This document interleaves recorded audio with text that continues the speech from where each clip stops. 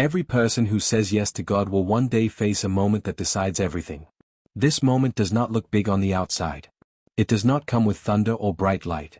Most times it comes quietly, in a small choice, in a hard season, in a place where nobody is watching. But that one moment carries more weight than years of prayer, years of church attendance, years of singing songs and reading the Bible. That one moment is the test. And if a person fails this test, something closes. Not because God stops loving them, but because God cannot use a vessel that has not passed through the fire that makes it strong enough to carry His glory without breaking. This is the hard truth many people do not want to hear. Being chosen is not the same as being ready. God can choose you before you are born, call you by name, put a dream in your heart, give you a gift that amazes people, and still you can spend your whole life never being used for the full purpose He planned. Being chosen opens the door. Passing the test is what lets you walk through it. Many people stop at the door and think they have arrived, when in truth they have only been invited to begin. Think about the story of a young man who had big dreams. He saw pictures in his sleep of his family bowing before him. He was full of destiny, full of favor, wearing a special coat that showed he was set apart. But having dreams and wearing a coat did not make him ready to rule. Between the dream and the throne there was a pit, there was betrayal, there was slavery in a strange land, there was a prison cell for something he did not even do. Every one of those moments was a test. The test was not asking him to run from danger. The test was asking him a much harder question. When everything is stripped from you, when the coat is gone, when your brothers hate you, when your master's wife lies about you, when the very people who should protect you throw you away, will you still hold on to your integrity? Will you still trust the God who gave you the dream, even when the dream seems to be dying in front of your eyes? He passed that test, not once, but over and over, in a pit, in a house, in a prison. And because he passed, when the moment came for him to stand before a king and interpret a dream that would save nations from famine, he was ready. The test came before the throne. It always does. Now think about another man, a shepherd boy who was told by a voice in his mind that he would be free. He grew up seeing his people suffer, seeing injustice with his own eyes. One day he saw a countryman being mistreated and in anger he took matters into his own hands and killed the man responsible. He thought this act, done in his own strength and his own timing, was the beginning of his calling. But it was not his time, and it was not his way. He ran into the wilderness, into loneliness, into 40 years of quiet, ordinary shepherd life, tending sheep that were not even his. Imagine having a sense of destiny burning inside you, and then spending 40 years watching sheep in silence. That silence was the real test. It was testing his patience. It was testing whether he could wait on God's timing instead of forcing his own. It was testing whether his heart could be humbled after being a prince in a palace. Many people cannot survive that kind of silence. They give up on the call the moment life gets ordinary. They think if God is not doing something dramatic and immediate, then the dream must be dead.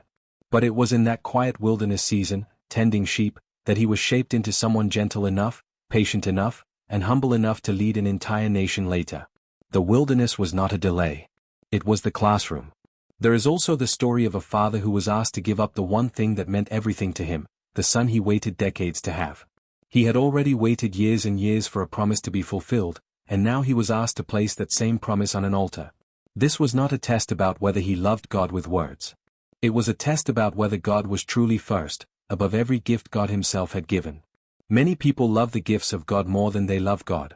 They love the ministry, the platform, the marriage, the child, the business, the title, and mistake love for those gifts as love for God. The real test comes when God asks you to hold everything with open hands, ready to release it if he asks. Not because he always wants to take it, but because he wants to know it does not own your heart. That father raised the knife in obedience, and it was in that moment of surrender, not before it, that provision appeared and the promise was preserved. The blessing did not come before the surrender. It came after it. This pattern repeats everywhere in the lives of people who were used greatly. Before there is a testimony, there is a testing. Before there is elevation, there is examination. Before there is a platform, there is a private battle nobody sees. The world only sees the harvest, the anointing, the success, the breakthrough, but it never sees the years of struggle in secret where character was formed. This is exactly why so many people today receive gifts, talent, opportunity, and even sudden fame, but their lives eventually fall apart, because gifting was never the same thing as readiness. A person can be extremely talented and still be extremely unready. Talent opens doors. Character keeps you standing once you are inside those doors. God is not just looking for talented people. Talented people are everywhere. God is searching for tested people, because a tested person has already proven what they will do with pressure, with delay, with betrayal, with silence, with success, with money, and with power, before he hands them something greater. So what is this one test that decides everything? It is not one single event that looks the same for every person. For one person, the test is humility, whether they can stay low in heart even when people begin to praise them. For another, the test is patience, whether they can wait for the right season without forcing doors open before their time. For someone else, the test is obedience in the small and unseen things, because a person who cannot obey God when nobody is watching will not suddenly obey him when everyone is watching.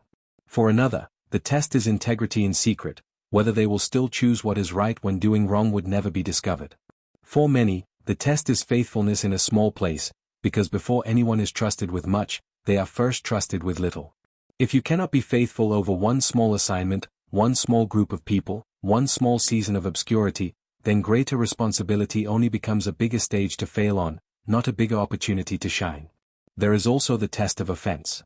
Many people who carry great gifts never reach their full purpose simply because they got hurt along the way and never let go of the wound. Someone disappointed them, a leader mistreated them, a friend betrayed them, and instead of processing that pain and forgiving, they built a wall of bitterness around their heart. Bitterness is quiet. It does not always look dramatic. But it slowly poisons a person's spirit until they cannot be trusted with influence, because hurting people who refuse healing usually end up hurting others. God tests the heart to see if it can be wounded and still remain soft, still remain willing to love, still remain willing to serve, even the very people who cause the pain. There is the test of the wilderness season, which is really a test of trust in silence. This is one of the hardest tests because it does not ask you to do anything spectacular. It simply asks you to keep believing when there is no evidence, keep obeying when there is no applause, keep showing up when there is no reward, keep trusting when the promise seems to be forgotten. Many people can trust God when things are visibly moving. Very few can trust Him in the waiting room, in the years where nothing seems to be happening, in the season where friends are moving forward and you feel stuck. But it is exactly in that stuck feeling that God is often doing the deepest work, work that cannot be seen from the outside, work that is preparing the depth needed to carry the height of the calling. There is the test of success itself, and this one surprises many people because they assume the danger only comes during hard times. In truth, success tests a person just as much as suffering does, sometimes more. Suffering reveals whether you will still trust God.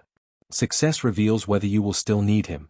Some people pray desperately in the pit and forget His name completely on the mountain. The moment money increases, or fame increases, or influence increases, pride quietly creeps in, and a person begins to believe the success is because of their own greatness rather than God's grace.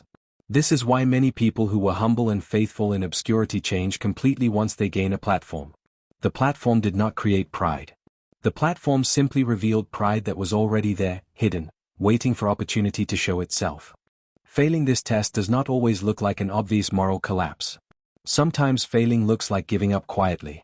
Sometimes it looks like growing cold and comfortable, settling into an ordinary life and calling it peace, when really it is surrender to fear and fatigue. Sometimes failing looks like becoming hard and cynical after disappointment, deciding never to trust again, never to dream again, never to risk the heart again. Sometimes failing looks like taking a shortcut, using manipulation, dishonesty, or compromise to get what could have been received later through patience and integrity. Each of these are quiet failures, unseen by most people, yet very visible to God, who is not watching the performance on the outside but the posture of the heart on the inside. The good news, and it is truly good news, is that failing a test one time is not the same as failing forever. God is patient, far more patient than people usually imagine Him to be. Many people in these old stories failed the test at first and were still given another chance. The shepherd who waited 40 years had earlier failed by acting in anger and violence, yet God did not throw away his calling. He allowed him a wilderness season to grow, and then called him again, more mature and more ready than before. This should bring hope to anyone reading this who feels they already failed some test in their past. The door is not permanently shut simply because you once responded wrongly. What matters most is not whether you have already failed, because everyone has failed something, but whether you are willing to be tested again, whether you are willing to let God reshape the areas that broke down before. The real danger is not failing a test once.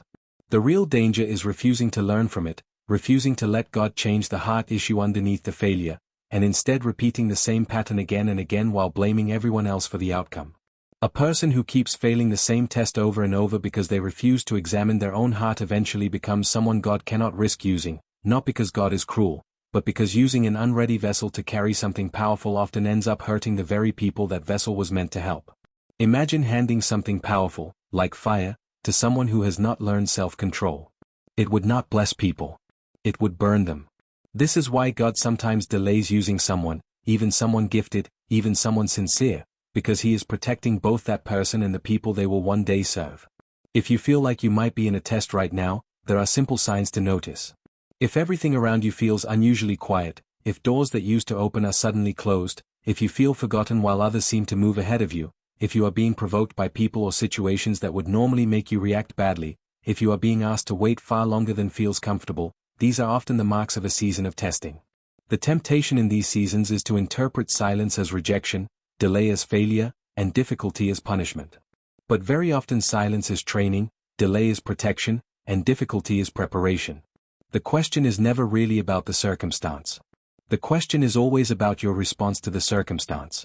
Will you stay soft or grow bitter? Will you keep serving quietly or demand recognition? Will you remain faithful in the small unseen place or abandon it because it feels beneath your dream? Will you trust God's timing or try to force your own? Passing the test does not usually feel like victory while it is happening.